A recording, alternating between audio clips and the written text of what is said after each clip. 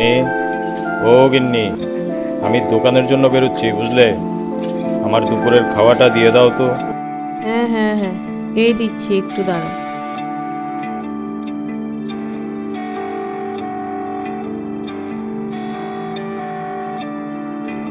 আচ্ছা, বলছিলাম যে আসার সময় রান্নার তেল মশলাগুলো কিন্তু নিয়ে আসবে, আর ওই গায়ে মাখার সাবানটাও কিন্তু শেষ হয়ে এলো যে।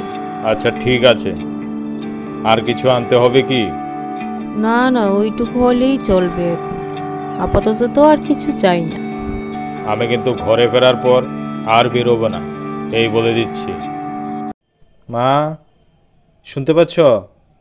আমাকে খাবারটা বেড়ে দাও তো, খুব খিদে পেয়েছে। হ্যাঁ বাবা, হ্যাঁ, এক্ষুনি বেয়ে দিচ্ছে তোদের খাবারটা, একটু অপেক্ষা কর না। দুই ভাই মিলে না হয় একসঙ্গেই খেয়ে নিবি। না, আমাকে দাও আগে, আমি ওই সজলটার সাথে বসে খাবো না। আচ্ছা মা, না হয় দাদাই খেয়ে নিক, আমি না হয় পরেই খাবো। যেন বিনয়ের অবতার, এসব ঢং দেখলে না গা পিত্তি একেবারে জ্বলে যায়।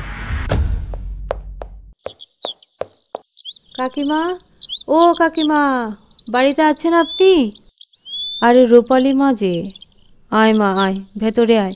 না না কাকিমা, এখন বসতে পারবো না গো, বিস্তর কাজ পড়ে আছে বাড়িতে। বল, কিছু দরকার ছিল বুঝি? হ্যাঁ কাকিমা, বলছিলাম যে যদি ব্যস্ত না থাকেন আমাদের বাড়িতে একটু যেতে পারবেন? মা বলে পাঠালো একটু। হ্যাঁ হ্যাঁ হ্যাঁ, আমি একটু পরেই যাচ্ছি রে মা, তুই বস না একটু, এত ব্যস্ত হচ্ছিস কেন বলতো? আমার একটু কাজ আছে বাড়িতে, এখন যাই। আরে রূপালী যে, তা কি ব্যাপার, চলে যাচ্ছ যে বড়? এই তো মাত্র আসলে। না এখন পারবো না, পরে আসবো না হয় আরেকদিন। আরে সজল যে, কেমন আছো? তা আসতে পারো তো একদিন আমাদের বাড়িতে। নিশ্চয়ই যাব। তা তুমি কেমন আছো রূপালী? হ্যাঁ ভালো আছি। আচ্ছা এখন যাই সজল, পরে না হয় কথা হবে।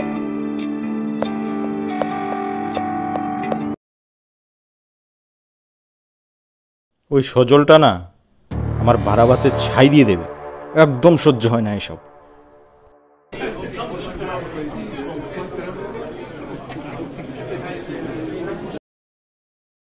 যাই, দোকানটা বন্ধ করি এখন।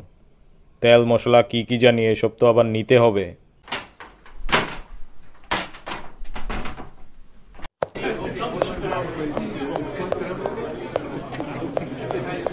গিন্নির ফাই ফরমাস শুনতে শুনতেই তো জীবনটা কেটে গেল।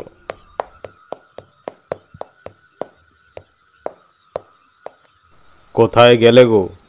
এই গিন্নি, আরে কি ব্যাপার, দাঁড়িয়ে আছি যে জিনিসগুলো নিয়ে। দাও বাবা, আমাকে দাও, মা রান্নাঘরে একটু ব্যস্ত আছে। আমার জন্য কি আনলে বাবা? একটা নতুন জামার কথা সেই কবে থেকেই বলছি। এই তো সেদিন তোর জন্য জামা নিয়ে এলাম, এখন আবার কিসের বায়না? সজলকে তো কিছুই দিলাম না, তা ও তো এখনো বলেনি কিছু। আমার জামা চাই ব্যাস, আমি আর কোনো কিছু শুনতে চাই না। তোর জন্য আমার সমস্ত সংসার লাটে উঠল। বুড়ো হয়েও বেটার তেজ কমিনি দেখছি। ইচ্ছে করে না, ইচ্ছে করে এই বুড়োটাকে একদিন মেরে ফেলি।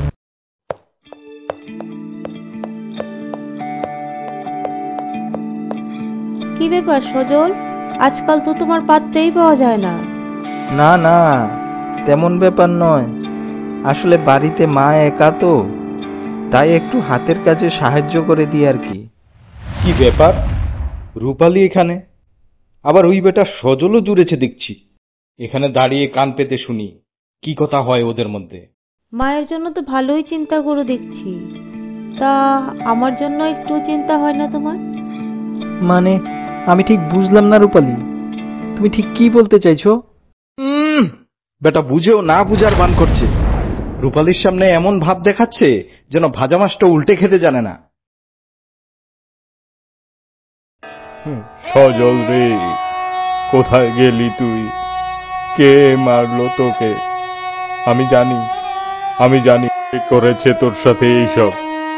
বাজে বকো না তো তুমি, মনটাকে একটু শক্ত করো। ধনঞ্জয়, নিজেকে একটু শক্ত করো।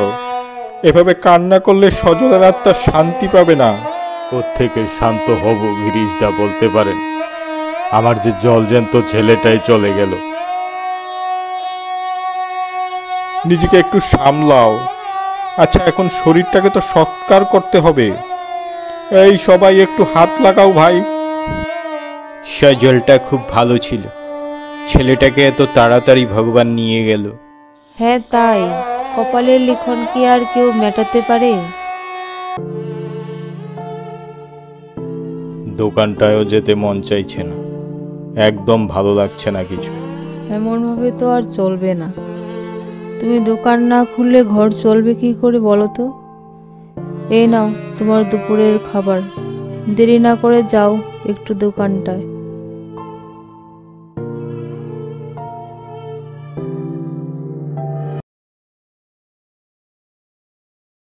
কাকু, ও কাকু, কোথায় যাচ্ছেন আপনি? এই তো, আর কোথায় যাব? দোকানে যাচ্ছি রে রূপালি। তা বলছিলাম যে ওই দিন তো আপনারা সবাই ঘরেই ছিলেন, তো এরপরও সজলের সাথে কি করে এমনটা হলো? আমরা তো রোজকার মতো রাতে খাবার খেয়ে শুয়ে পড়লাম, তারপর সকালে এই ঘটনা।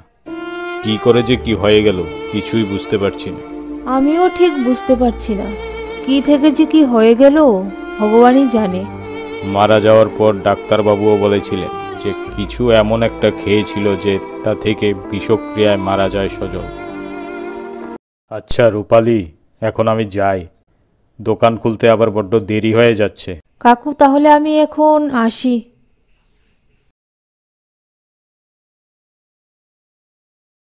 আরে ভাই ধনঞ্জয় যে, সজলটার ব্যাপারে শুনে খুব খারাপই লাগলো। তার দোকানে যাচ্ছ বুঝি?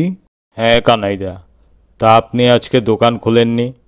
না ভাই, দোকানে মাল বারণ তো বুঝলে, তাই একটু শহরে যাচ্ছি, সব জিনিসপত্র দেখে শুনে নিয়ে আসবো।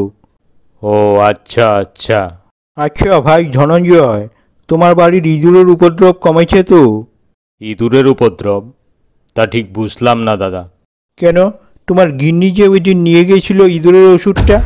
ও হ্যাঁ হ্যাঁ হ্যাঁ, মনে পড়েছে। আসি দাদা তাহলে এখন। আচ্ছা ঠিক আছে, তা কোনো কিছুর দরকার পড়লে জানাবে কিন্তু আমাকে।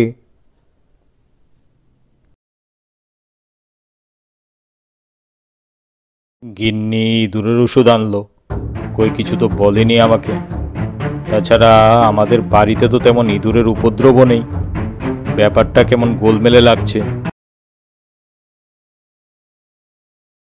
কাকু, কাকু, ও কাকু। আরে রূপালি যে, আমি শুনতেই পাইনি। কাকু, আপনি কি খুব ব্যস্ত? আরে না না, আয় না, বল কি ব্যাপার। আচ্ছা কাকু, বলছিলাম যে আপনাকে একটা কথা বলার ছিল। হ্যাঁ বল না। সজল আর পরিমলের মধ্যে সম্পর্ক কেমন ছিল বলতে পারেন? না, তেমন তো কিছু খারাপ দেখিনি আমি। না কাকু, ওদের মধ্যে একদমই ভালো বনিবনা ছিল না। আর পরিমল তো সজলকে একদমই দেখতে পারতো না। আমি ব্যাপারটা বেশ কয়েকদিন লক্ষ্য করেছিলাম, তাই আজ আপনাকে জানালাম একটু। কাকু, তাহলে আমি এখন আসি।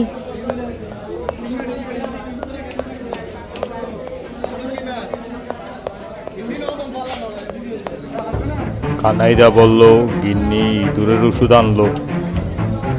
ইঁদুর না থাকা সত্ত্বেও আবার ওদের দুই ভাইয়ের সম্পর্কটাও তেমন ভালো ছিল না। তাহলে কি সজলের খাবারে কিছু মিশিয়েছিল কেউ বা কারা? যাই বাড়িতে, আজকে একটু বেশি রাত হয়ে গেছে।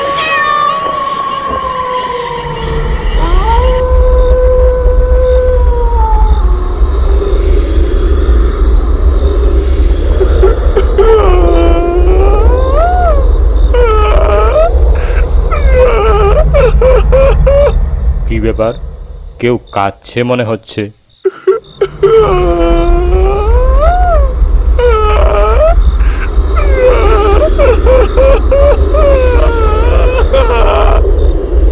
এত রাতে কি ছিল এটা? একটা ছায়ামূর্তির মতো দেখলাম। জায়গাটাও তেমন ভালো নয়, তার উপর গভীর রাত। এখন দাঁড়ানোটা এখানে ঠিক হবে না একদম।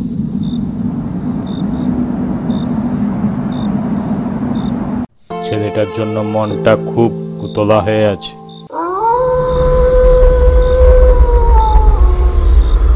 কে কে কে যেন ওই অন্ধকারটায় মিলিয়ে গেল।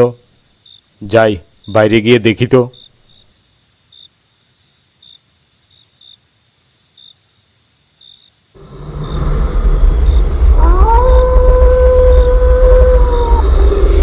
এই যে ওই ছায়ামূর্তিটা এখানেও এসে গেল। তোমার কি হয়েছিল কাল রাতে বলো তো? সকালে উঠে দেখি তুমি বাইরে পড়ে আছো। একটা ছায়ামূর্তি দেখতে পাই কাল রাতে। এরপর যে কি হয়েছিল আমার কিছু আর মনে নেই। আচ্ছা যাও, এখন দোকানের জন্য বের হও, আমি খাবারটা বেড়ে দিচ্ছি। হ্যাঁ হ্যাঁ, তাই দাও।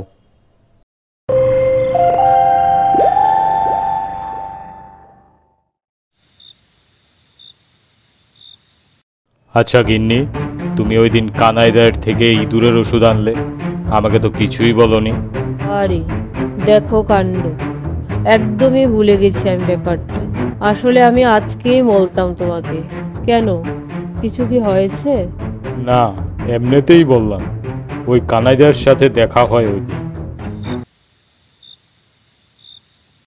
পরিমল, তুই তোর বাবাকে শরবতটা খাইয়ে দে তো, যা। কেন? এত রাতে তো বাবা শরবত খায় না, হঠাৎ শরবত কেন? কথা বাড়াস না তো তুই। আমি যা বলছি তাই কর, তোর ভালোর জন্যই সব কিছু করছি। আমি ঠিক বুঝলাম না, কি বলছো যাতা? জানিস তো, সজলকে আমি মেরেছি ইঁদুরের ওষুধ দিয়ে। ও তোর ভাই না তো? এখন তুই সব কিছুর মালিক, সব তোরই হবে। এইসবের জন্য তুমি সজলকে মেরে ফেললে? তুমি এটা করতে পারলে? গিন্নি এত বড় একটা ক্ষতি করে দিল আমার।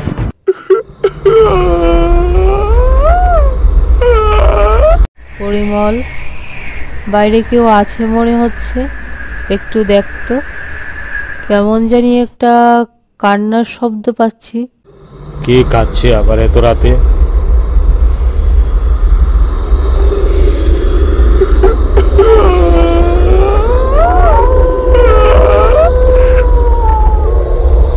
মা, চিনতে পারছো তো আমায়? দেখো তো। মা, দেখো তো। দেখি সজল, তুই ছেড়ে দে বাবা, আমায় ছেড়ে দে। আমার ভুল হয়ে গেছে বাবা, বড্ড ভুল হয়ে গেছে। ভুল? তোমার ভুল হয়নি, আমারই ভুল ছিল যে তোমাকে নিজের মায়ের মতো দেখেছি। এটার সাজা আমি পেয়েছি, এবার তোমাকেও সাজা পেতে হবে। ছেড়ে দে, আমায় ছেড়ে দে বাবা, ছেড়ে দে। আমায় মারবি না তুই। তোমাকে মরতেই হবে যাতে করে এইসব পাষণ্ড মায়েদের শিক্ষা হয়, তাহলে আমাদের মতো নিরীহদের আর প্রাণ যাবে না।